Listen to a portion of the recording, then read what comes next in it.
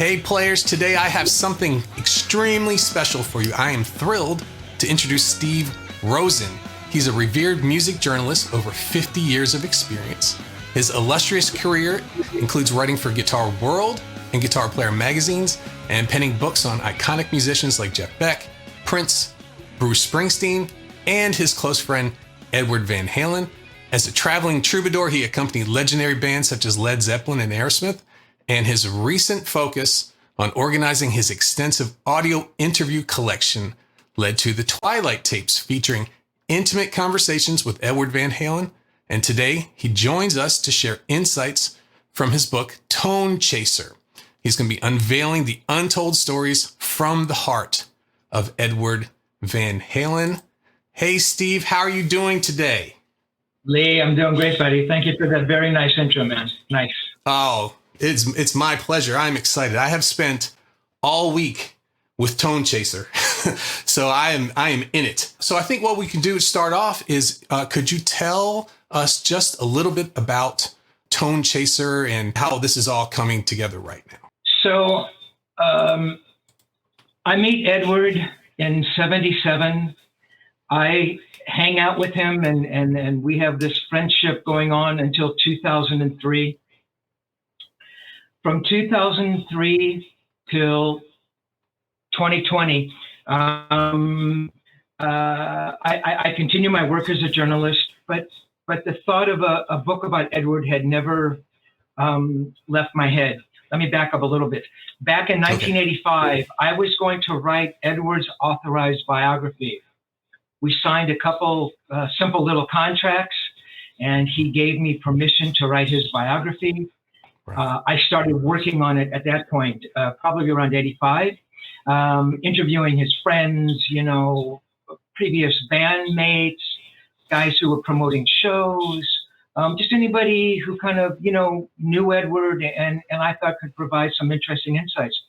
So I'm gathering all this information, so a couple of years go by and I try to get Edward to sit down and do more interviews with me. I interviewed Edward a lot for magazines, but I needed him to sit down and talk with me about, sort of non-magazine related subjects, his family and the relationship with Alex, and what was it like growing up as a, as a boy in Amsterdam and that type of thing, and Edward just could never quite bring himself to do that. He always told me he felt that a book only comes out on an artist when their career is over. Right. And I tried to explain to him, I go, Ed, no one but you would ever in a million years think that way. But, try as I might, I pushed him as hard as I thought I could. And that book just never happened. So our relationship goes on. Again, it sort of ends in 2003. So for the next 17 years until 2020, I thought about it off and on. I did. It was never totally out of my mind. It's not like I was thinking about it every day, but the thought was always there. And then in 2020, I don't know what it was. I had a couple of friends say, hey, man, you should write a book. You should write a book on Van Halen. And I always kind of shrugged it off. And I really shrugged it off for several reasons. One, to be honest, I know it was going to be, I hope I can say this, it was going to be a ton of work. It was going to be a lot of work, going back and pulling out those tapes. And some of those interviews happened in 78. So was that 88, 98? That's like 45 years ago. Yeah. It's like, my God, what am I going to remember from 45 years ago? So that was one reason. And another reason, and I write about this in the book, is that I didn't know if I felt, I don't know what the word is, capable. I didn't know if I had the tools to write a book commensurate with who this person was. This is Edward Van Halen, arguably the greatest guitar player in the world, the most influential guitar player who ever lived. And I didn't know if I could write a book that would capture all that, if I could do him justice. So ultimately, I did begin a book on him. I actually began, I remember this because it was my birthday, August 24th. 14 months later, I finished the book. I self-published. It was a hardback because I basically had 26 years to cover. The book ended up being like a dictionary wide and 600 pages long, and self-published, and I had it printed and got copies and started sending them out. And you never know what people are going to think. I mean, I believed I'd written a really good book. I believed it was a really honest book, and I really think I captured something. I tried to share every detail of what it was like hanging out with him and what I felt like, and how was Edward that day, and was he happy? Was he sad? Was he smoking a lot that day, man? Was he drinking? You know, what was he playing on the guitar? I mean, I tried to cover every single thing that I could remember. And but you never know what people are going to think, you know, how they're going to react. Maybe they thought it was going to be, I don't know, too deep, you know, too revealing. I didn't know. But anyway, as it turns out, the response has been pretty amazing. I think people really understood the kind of book I was trying to write. They seem to have really drawn a lot from it. And oh, I never knew that about Edward. And thank you for writing that book, you know. Sold out of the first edition. I'm about 4 or 5 months into the second edition, and that's been going great. So, man, I'm just totally, honestly blown away by the reception. It's everything I could have wanted, you know. And one last thing I want to add here. I began the book, I think it was about a month and a half before Edward passed. And so I'm writing the book, and Edward passes. And honestly, I had thoughts at that point, well, what do I do now? You know, do I just kind of put aside what I've done so far? Do I continue, you know? And by then I had, you know, I don't know how many chapters I was into it, but I really thought I had something really good going. And so I continued, and I'm glad I did. And, you know, I mean, one of my great regrets in life is, you know, I wish Edward had been around to see the book come out. You know, I don't want to give the ending of the book away. He and I sort of split, maybe not on the best terms. You know, but I hoped he would have said to me, well, you know, I know the book that you would write would be an honest one, man. So, right. You know, I'm glad you wrote it. In my head, in my fantasies, that's what I hoped he would have said. So, yeah, man, a long answer to a short question. That's. We have something kind of special coming up on the 6th. So it should be from when this comes out, maybe a day or two. Where day 2 ahead of it is the anniversary of his passing. This is a human book, you know, and I think it's I just think timing is good to share some things that people probably don't know about him. But what I was very interested in, and the reason why I think that it's been a wonderful read for me is because I'm a guitar player.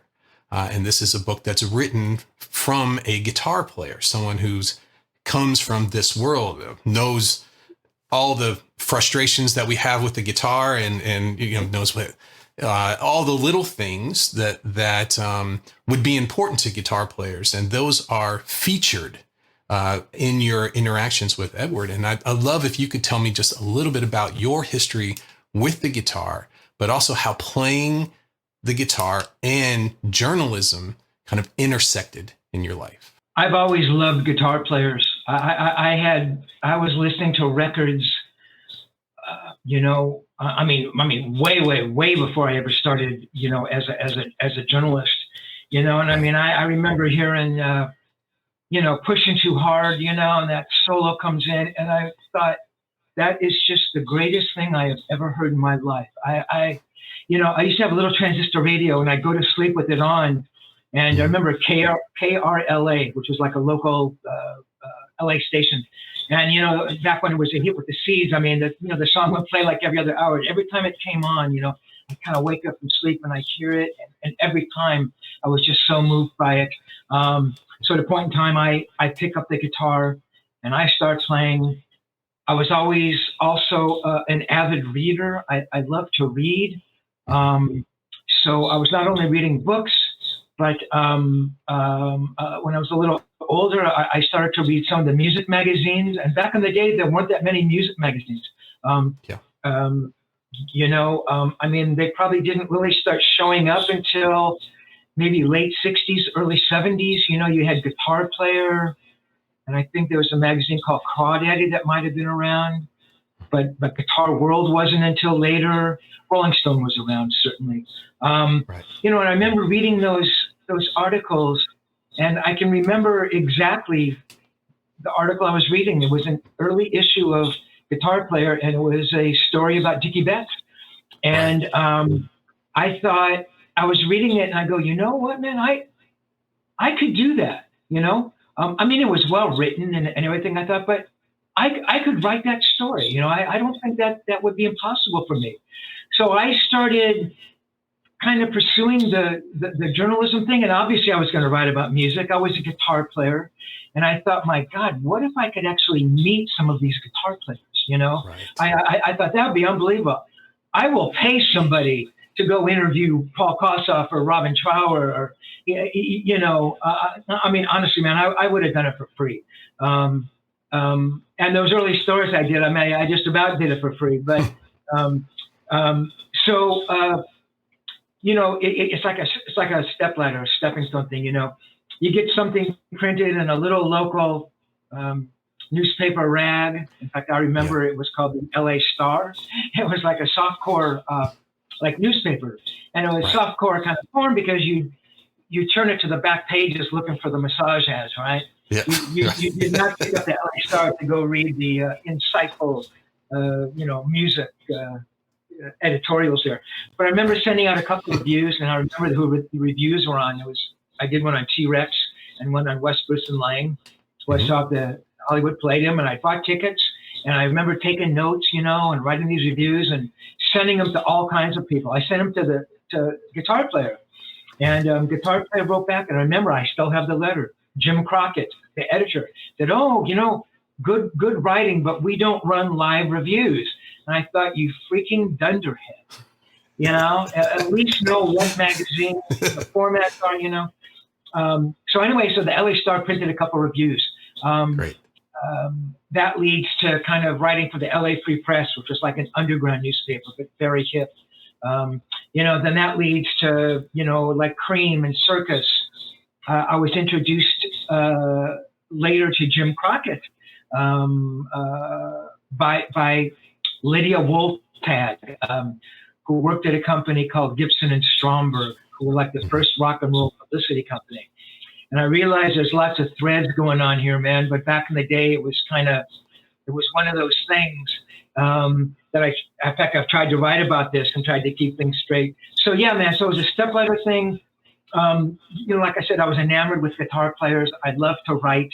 I couldn't imagine. I wasn't going to be a political journalist. I wasn't going to write about food or art. So yeah, man. So those two things come together. And I had bands along the way, and being very honest about my own playing. I mean, I was a good guitar player. I was not great, but as a songwriter, I thought I had some interesting ideas, and little doors would open here and there, but I could just quite never, walk through those doors and say, hey, here I am with my songs, and give me a record deal, give me a demo deal, But so writing for music magazines, guitar magazines, meeting these people, I must have listened to Jeff Beck's Truth album 1,000 times. Yeah. I saw Jeff Beck with the Rod Stewart group at the Shrine. Mm-hmm. I think I was 16, and it was life changing. 16, that's perfect. And then 7 years later, I interviewed Jeff Beck. That becomes the first story I ever write for Guitar Player. That also becomes my first cover story. And from there it grew. I interviewed John McLaughlin. And these are all stories and interviews that I did before meeting Edward. John McLaughlin, Ron Wood, Joe Walsh, Blackmore, Wishbone Ash, the guitar players. I loved Wishbone Ash. I mean, I was just meeting these guys, and it was surreal. I mean, you know, I had all those Blodwin Pig records, you know, and you know, Ronnie Wood, my God, you know, playing bass with Jeff Beck Group and McLaughlin and Joe Walsh and John Entwistle and Dave Mason. I was like, oh my God, it was an amazing time, you know, and like I said, it was a time in the 70s when rock magazines were really, they were growing. So there was a lot more magazines, you know. The magazines needed freelance writers. So so that's that intersection, man. Being you know, desperately wanting to be a guitar player, but I can't quite make it as a guitar player. So, you know, every day I get to go out there, every once a week I get to go out there and hang out with guitar players and pick their brains and what makes them special and why is Joe Perry so amazing, and you know. So I was lucky, man. I was like part of this little fraternity. And I would love to hear how, from this point on, how the friendship with Edward started to happen. Just go in reverse just for a moment here. So I meet Edward in June '77. I'm going to the Whiskey because Cheap Trick are recording a live record. Right. I was at the Whiskey regularly, at least 2 times a week, probably 3 times a week. Again, this is a point in time when publicists and record companies, you know, they actively sought interviews for their artists. So they would court journalists, you know. So, you know, back in the 70s, I mean, if we're talking about, you know, that classic rock stuff, most of these bands are just coming out with their first record or their second record. You know, I interviewed Aerosmith the day after they played the Whiskey. You know, the Whiskey is a club out here. They held, you know, 200 people. The first record had come out. You know, Dream On had done a little bit, but they were nothing. Nobody wanted to interview Aerosmith. So I sat down with all 5 guys at the Continental Hyatt House, which is a very famous kind of a hotel where bands would stay, dubbed the Continental Riot House, because these bands would come in and trash rooms and stuff. But the Hyatt House knew that the bands always paid the bills and they, you know, paid for all the damage. So at 77, I'm at the Whiskey. The girl who does the booking there, a girl named Michelle Meyer, who I knew, and actually booked my band into some clubs. She booked the Whiskey. She also booked a couple other clubs around town, Madame Wong's East and Madame Wong's West.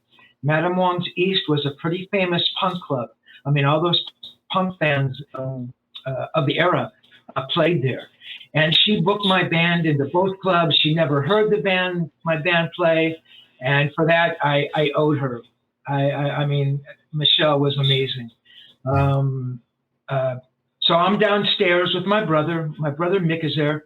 And we're waiting for Cheap Trick to come on. Or maybe Cheap Trick was on. It's hard to remember that, actually. And somebody taps on the shoulder, and it's Michelle. And, hi, Michelle, how are you? And she says, listen, there's somebody you got to meet upstairs. I go, great. And with Michelle, I never questioned. If there was somebody she wanted me to meet, this person had to be unbelievably special. She knew I was a guitar nerd guy. I was writing for guitar magazines. So we go upstairs to one of the Whiskey dressing rooms, which are like, they're like open ashtrays, man. They reek of cigarettes, and the carpets are filthy, and there's all the graffiti on the walls. And, you know, I walk in and I see this guy standing in the corner. And this is another thing I've tried to remember. Did I recognize who this person was? And again, you have to remember 77, you know, there are no stories on Van Halen. You know, there are flyers. And I think I probably saw a flyer because I had never seen Van Halen before meeting Edward. Right. So I'm pretty sure I recognized him. So we walk over and she says, Steve Rosen, Edward Van Halen. I shake his hand and, you know, Edward Van Halen, Steve Rosen. And, you know, she says Godhead. And that was Michelle's, you know, moniker for those superhuman beings, you know, the Edward Van Halens of the world, you know. So we start talking, and I write about it in the book. He was not expecting. It's not like Michelle had gone up there earlier and said, "Oh, hey, I'm going to introduce you to some guy." I mean, he was, I think he was sort of in his own little reverie there. He was smoking a cigarette. There was nobody else in the dressing room. So we kind of meet and we start talking. And what else are two guys, who are kind of musically, addicted? What are you going to talk about? Well, we talk about music. So I don't know if I brought it up or Ed brought it up, but, we started talking about Eric Clapton. And I was kind of a snob about Clapton. I was a snob about a lot of guitar players because I knew a lot about those guitar players. Yeah. I'm not talking about, I knew the kind of Les Paul he played or a 50-watt Marshall. I'm not talking strings and picks. And even though I've written a lot about that, I have a general understanding, but that's not my forte. What I understood about Eric was, sort of the discography thing, the essential deep cuts, his history. I knew a lot about that stuff. So when I would talk to somebody and say Clapton came up, I would wait for somebody to make some little slip of the tongue or make some comment about a Blues Breakers track that wasn't quite right, or he'd get something wrong, and I would dismiss him as oh, dude, you don't know about Clapton. So it's almost like I was waiting for Ed to slip up like that, and so I could think, well, yeah, he doesn't really know that much, But with Edward, it was entirely different. Edward so understood what Clapton did on a as a musician, and understood the thing of vibrato and where the tone came from, and I mean he got all that, and used to talk about playing Cream songs, in the band, and I just thought, wow, that's pretty unbelievable. I've never had that kind of a conversation with somebody.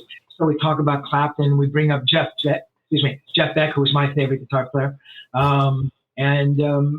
it's funny, Ed, and I've asked him a couple of times. Ed kind of liked Jeff, but he said he was never really that blown away with him, which I always thought was strange because I thought I heard a little bit of Jeff's playing in Ed. It's closer, definitely closer. Yeah. Richard Blackmore, and famously, I will write about introducing Edward to Blackmore about a year's time after we meet, and that famous story is in the book. That's a good one. So man, so we talk. The conversation ends. Ed runs out of the room. I'm going, what's going on? He comes back. He's got a pencil. He picks up some scrap of paper off the floor and writes something down. He hands it to me. He goes, "Hey man, this is my phone number. I still live at home with my parents. Man, call me." I thought, wow. Oh, okay. Yeah. I mean, it's like it's just a friend, not that he wasn't a normal human being, but, like a friend would have given you a phone number. You meet somebody, you get along, and that's what it was. And when I was going home, I asked my brother Mick, I go, was he as nice as I thought he was? And Mick said, it was just like talking to one of our friends. And, and I write about it again in the book. I truly believe that the seed of a friendship started growing at that point in time. It was just, one of those connections. I mean, why do you become friends with somebody? I mean, commonality, place and time, similar interests, but it was just, I don't know, man, he fed something in me and I fed something in him. And look, I knew that his band had just landed a big record deal on Warner's, though I had never heard him play or the band play. My thoughts were, the band has to be amazing. I mean, my God, the guy's got a deal on Warner Brothers.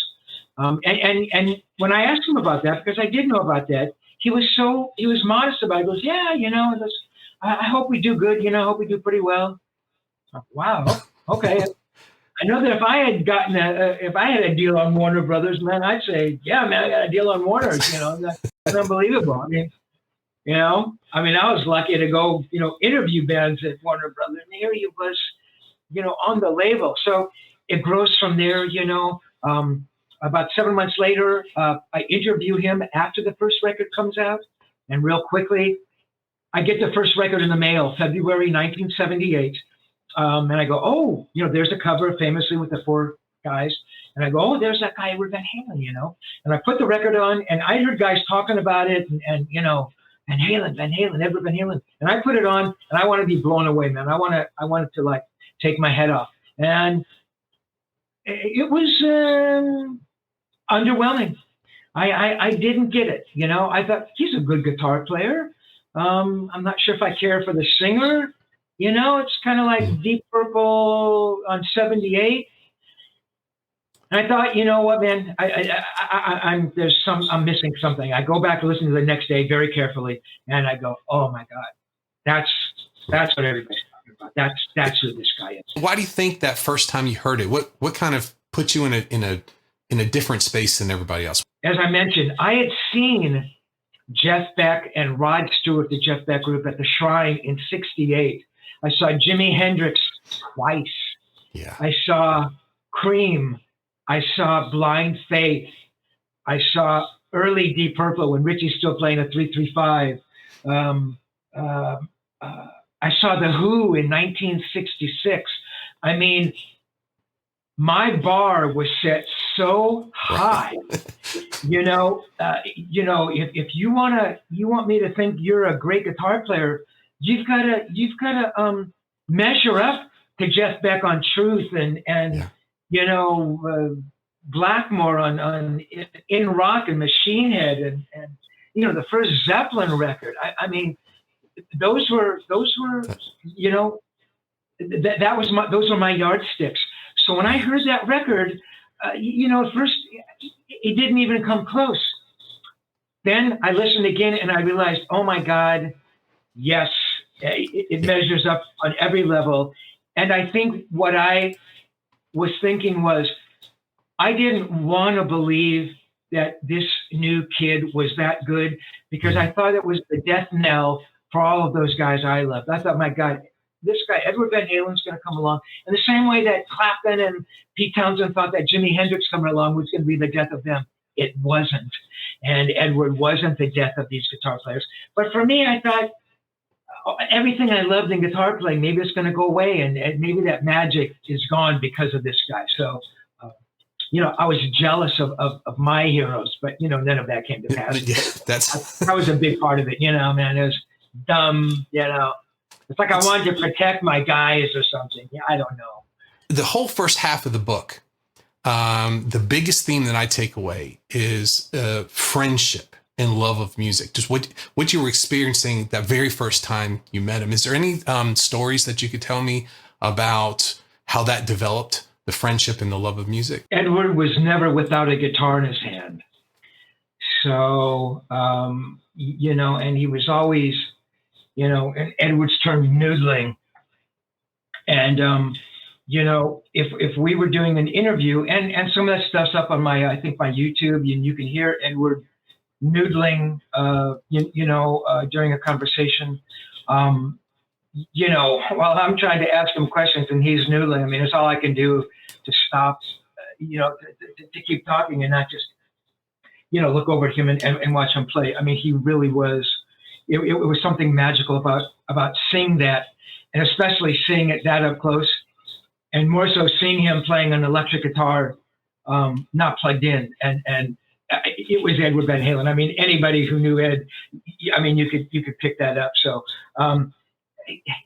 he just lived and breathed it. I mean, I did too in my own fashion. I mean, if I wasn't at home working on an interview from someone I just interviewed, I was in there doing an interview. I was listening to records, trying to pursue my own bands and, practice as I might. But yes, at the heart of that friendship was a shared love of music. I mean, Edward being, I'm not trying to say I was on his level at all, but Edward being this guitar player and me being a journalist, that's our lives were, wholly taken up by music. I often think, or I'd like to think, if I had been, if I had worked in a bank and I had met him, would we have still been friends? You'd like to think so, but you never know. But that being said, yes, I mean, music was the common thread there. And, again, and I write about these moments, he would come over to the house and he only lived, I timed it once. I think it was like 6 miles. I lived in the Hollywood Hills in Laurel Canyon. Edward lived in Coldwater Canyon, which is a Shishi Canyon, right, 6 miles away. And Mulholland is like a famous street winds on the top. So literally I'd drive up Laurel Canyon, make a left on Mulholland, and I zip down to his house. So he was literally, the way Ed drove, he was about 8 minutes away. So he would show up at the house sometimes unannounced. And this happened pretty early on, which tells me that he felt comfortable enough, coming over to the house unannounced and stuff. I mean, a lot of times he would, he'd call, hey, what are you doing? Or we were doing an interview. A couple of times he would bring his guitar. Usually he didn't. I had guitars, I had a Strat and a Les Paul, and he'd pick them up, man, and he'd play, and, or the times when he'd come over and he'd play me rough mixes of an album. I think it was just guitars and drums, if I remember.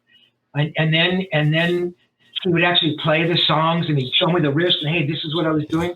I mean, he loved music wholly and entirely, and that's who he was. And a lot of time, well, not a lot of times, but I think that was some people, maybe that was a little difficult to take. I mean, even his family and loved ones, sometimes took a back seat. I'm not saying he didn't love Valerie and Valerie loved him. They did. And the times I saw them together, they truly adored each other. But with Ed, man, it was all music. So yes, man, the relationship grew around music. And, when I used to do interviews with guys, and because I was like a guitar player and this and that, I was jealous. But it's like, I couldn't be jealous of, like, if I interviewed Paul Kossoff or Peter Frampton or Gary Moore, because I was never, ever in a million years going to be that wonderful a guitar player. So being jealous somehow suggests, yeah, man, if you really practice hard, you could be that guitar player. That wasn't going to happen. So with Ed, it wasn't even a question of jealousy. It was just awe and wonder, to be honest with you. I just thought, my God, this guy, he's a remarkable guitar player, and he's changing the world. And on the other side of that, I don't even know if he recognizes any of that. Right. Pretty funny. I mean, he was an extraordinarily humble and modest guy. He knew that he was a very, very good guitar player, but he never said stuff like that. He would never make a remark like, oh man, that solo is fucking great, wasn't it? That's the best solo I ever did. Never. He never looked at another guitar player and said, oh man, I could smoke him. Oh, he's playing the wrong notes. Now, Ed might look at somebody someone who would maybe dissed him earlier on, and he might, make a couple comments, and rightly so. But that just wasn't part of who he was. The times that you guys got together are like the gems in the first half of the book. The especially the times where you're so honest, saying, "Oh, I can't believe I just asked him that," or can I, the asides in the book are priceless to me, especially when he's showing you things, like when he's sitting down and you're talking about how patient he was. And that's something that, to me, from reading, I've read a lot about Edward, and one thing you don't ever hear is about him as a teacher. And that's something that you look into a lot in the book. Could you tell me a little bit more about him in that role as being a teacher? Edward as teacher. So he's over at my house, and Ed has a guitar in his hand, and somehow I picked up a guitar as well. And I'll be honest, I think the only way I could have done that, and I write about this too, is we must have been doing drugs, because there's no way I would have walked over and picked up a guitar sober while he's sitting there on my couch playing guitar.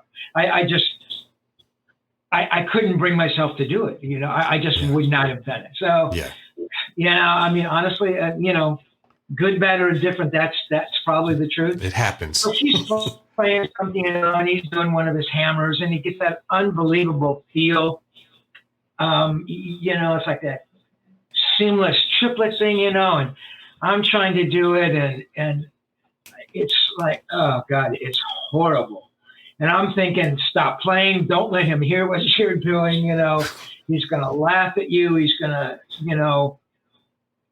and Edward Van Halen laughing at your guitar playing would have been, it would have been crushing. It would have been like, I'm never playing guitar again. You know what I mean?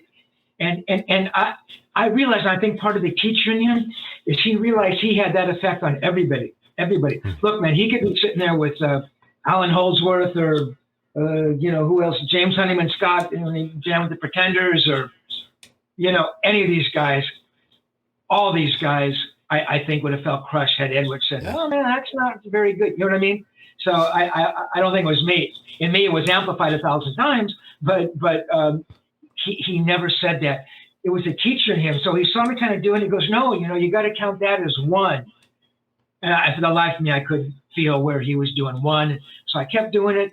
And then I finally get like one or two of them. Corey goes, "Yeah, man." And I kind of said, "That kind of?" Goes, "Yeah, man, that's it. And that's like, oh my God, man, that's like the getting the pat on the head from the teacher, man. Right. That was everything. And I think he truly loved that idea that I had gotten this thing, or I'd worked on it. I was trying. Look, we're only talking about a half hour while he was there, but that I wanted to get it right, and that I was willing to do that.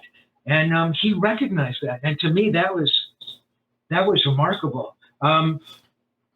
Later, this is probably, I want to say 95, 96. Wolf is 11. This is actually one of the last conversations I had with him. We're talking, and he goes, "Hey, man, I want you to hear this." And he put something up. I could tell he had recorded something, and he put it up to his phone, I guess, and I'm listening. And there's somebody playing drums, and it sounds like John Bonham. There's a real groove here. Yeah. I go, wow, who's that? I figured it was just Alex.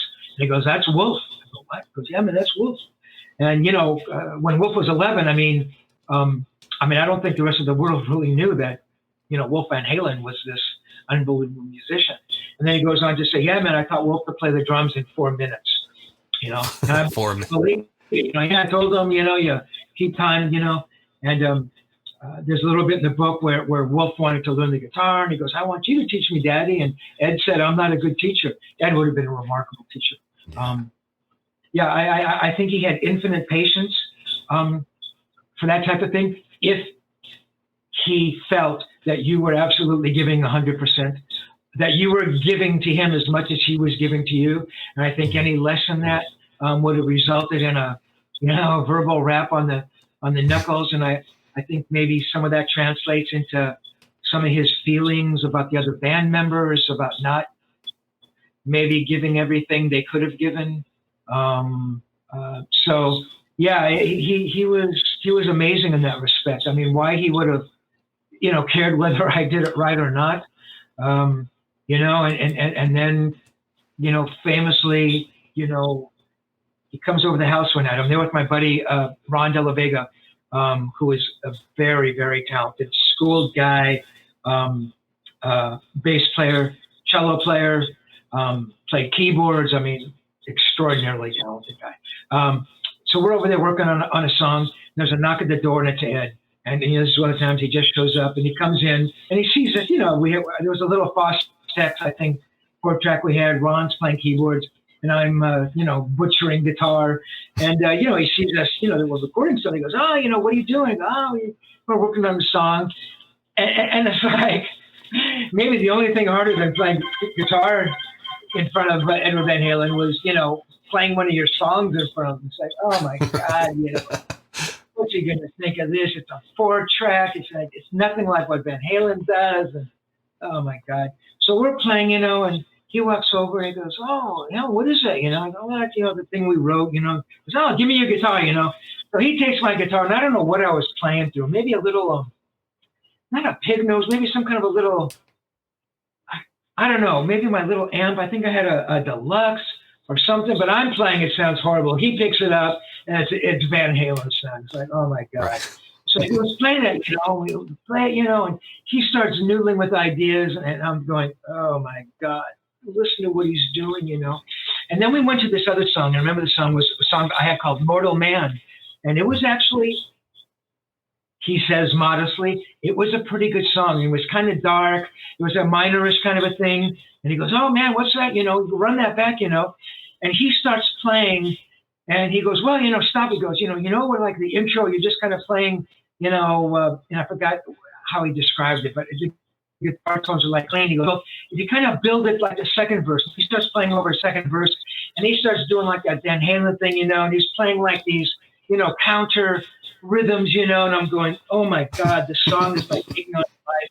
And then the solo section comes, and he'd never heard the solo section. Obviously, his ears were good enough to hear these changes. We're not talking Alan Holdsworth changes. They're pretty easy harmonic changes to hear. And he starts playing this solo stuff, and it's remarkable. And now I'm going, my God, the guy truly is.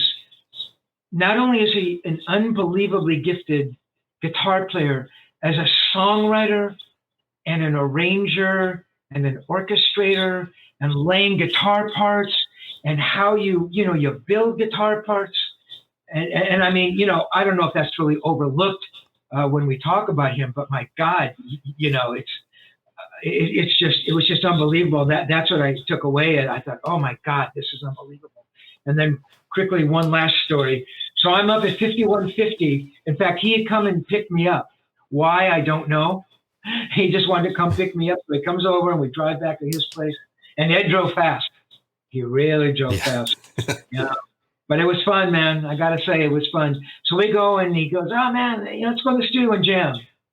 I go, excuse me? Yeah. So we go to the studio. There's a bass and a guitar, and I figure he's going to hand me the bass. I mean, I could butcher, a bass. I'm not going to play guitar in front of him. He hands me his guitar, and he takes the bass. I'm going, oh, my God. So, he's got, like, the bass coming out, and I, he starts playing a few things, and Ed plays bass. He's a cross between John Entwistle and Jack Bruce. So I start, kind of strumming, and I'm afraid to strum, but it's coming out of Ed's amps, and it sounds so incredibly good. I mean, there's like, you can feel it, when you hit the strings, it's like it's coming, it's kind of hitting you. So anyway, we start jamming, and it's like I'm thinking, play something, think of something. I had this little riff, and I started playing that. He goes, yeah, man, that's cool. Keep playing it, which goes into his teacher thing and being encouraging. He could have said, no, man, let me. But he genuinely liked the riff. And I know I'm kind of going long here, but so I start playing. He starts coming up with ideas on the bass, and then he takes it out, and he goes to a different place that I never thought of. But he was always encouraging. Had he just given me a look that said, not so much, Steve, it just would have been it. But I think that part of him, I think he loved that part, man, nurturing. I think he would have been an unbelievable teacher. It was never about him, and again, I think he realized that if it did become about him, at least for someone like me, I could never have played around him. I would have been way, way, way too self-conscious. I mean, maybe some more talented guitar player could do it, but he was a really giving in that way, man, which is what a teacher has to be, right? When you see footage of him, he's always hugging and kissing people. But he comes across as someone who is really caring. And for that to spill, and that's, between friends and stuff like that. But for that to spill over into music, into a teaching situation it's really cool to me. One of my questions was about him playing bass, because you touch on that in the book. And I'm going, wow, what would Eddie Van Halen sound like playing bass? And excuse me for saying Eddie. I know Edward is the way to go. It's just a habit. But you said Entwistle. And so he has, it's big running lines a lot, right? Yeah, and very percussive. John's had a lot of attack to it. Yeah. And then Jack was a little more of that cello-y, woody sound. A little more finger vibrato. Tim Bogert was his favorite bass player, and Tim's really an amalgam in ways of Entwistle and Jack Bruce. He loved Tim Bogert. In fact, there's a place in the book, where he'd actually been jamming with Tim, just jamming, nothing serious, and ended up playing on Tim's one of Tim's solo records, Witch's Ball, Witch's Cauldron. I'm sorry, man, I can't remember the name of the record. But he loved Tim. Yeah, he just loved that thing. Tim, Jack, and Entwistle all showed that thing. Jeff Berlin, he also loved, kind of on the other side, a little, way more of that prog jazz, stuff, yeah. Lots of changes, sharps and flats kind of stuff. And again, I think I write about it in the book. He had jammed with Jeff a few times, and he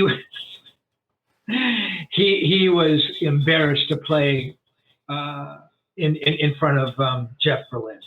I mean, that's really? Who Ed was.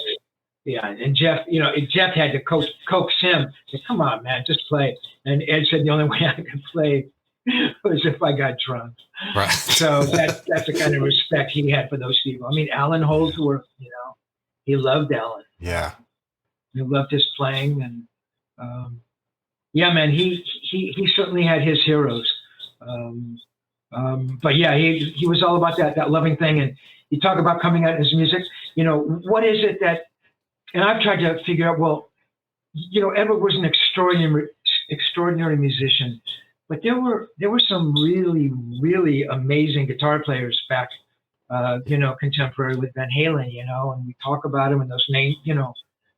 George Lynch and Warren DeMartini. Yeah. Those guys were crazy good guitar players, and Today's... Rusty Anderson, playing in McCartney's band. My God, Rusty, and all these guys are playing in bands on the Strip, So what was it about Edward Van Halen? And yes, it was a different style, different sound. I get all that, but to become elevated to that level, it was more than that. And people sensed what you said, Lee. It's his absolute pure love and passion for what he did.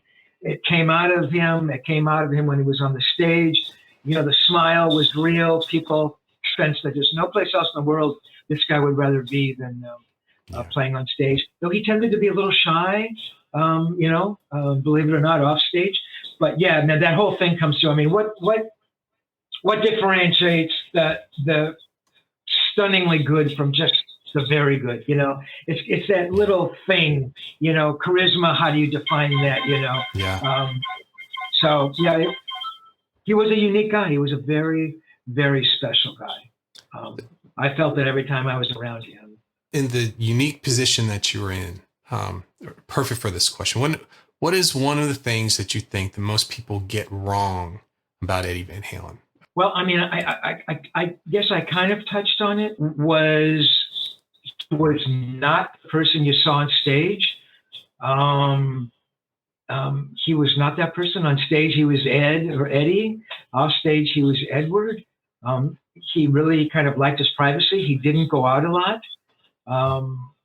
People thought he was out at shows and clubs and stuff like that every night. He was not. He was in 5150. I guess it's come out after the fact. Well, why was Eddie so,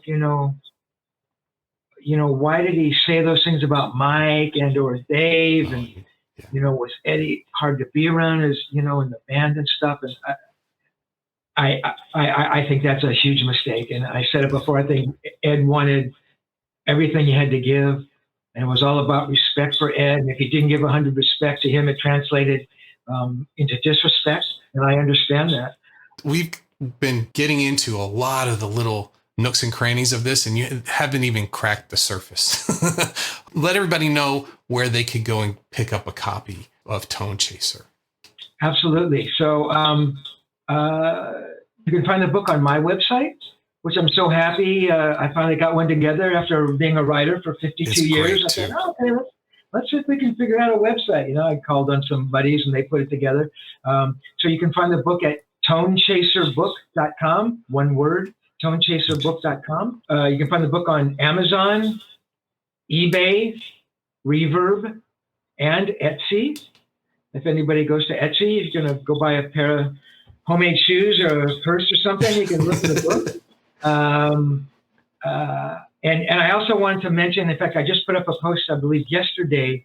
I hate to use the phrase, but rising costs have, forced me to raise the price of the book, which I've kept the same since I started selling the first edition, like 2.5 years ago. So the book is now $35 on my website. And as of November 1st, it's going to go to $41.99.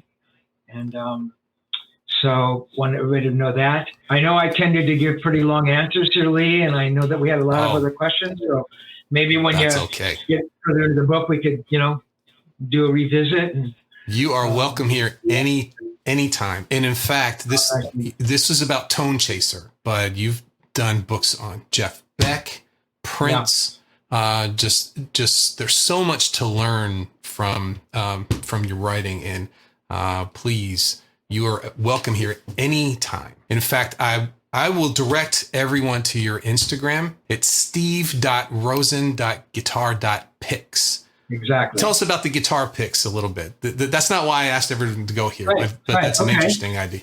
Okay. Well, actually, guitar picks. Yeah. I just got a little collection. I've been selling collectible guitar picks on eBay for about 5 years, 6 years. It's very cool. Back in the day when I would interview somebody, I would ask them for a guitar pick. So I had a pretty amazing collection of guitar picks myself, and have been buying collections over the years and selling them on eBay. Everything from AC/DC to ZZ Top.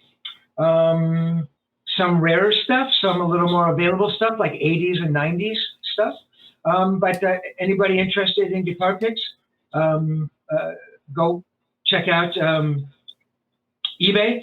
I think if you type in Spirit Nation guitar picks, you'll find them.